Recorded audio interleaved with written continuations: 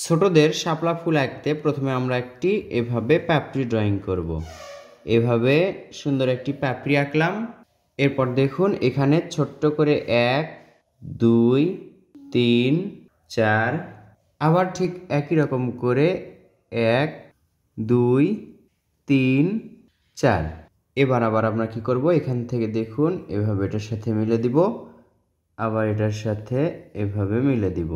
এবার দেখুন এই তো এটার সাথে মিলালাম, এটার সাথে এবং এটার সাথে, কি সুন্দর পাপড়ি হয়ে যাচ্ছে। একই রকম করে আপনি এভাবেও মেলাতে পারেন সুন্দর একটি শাপলা ফুল। শুধুমাত্র আমরা এই দাগটা ডাবল করব, উপর দিকে দেখুন চোকা হয়ে যাবে, এখানে একটু মোটা হবে, উপর দিকে গিয়ে সরু হবে। এবার কি করতে হবে, সোজা একটা দাগ, এখান থেকে আরো একটি সোজা দাগ।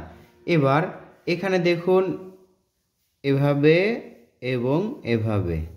এখন এটা দেখুন সুন্দর করে গোল করতে হবে, গোল করে এটার সাথে মিলে দিবেন।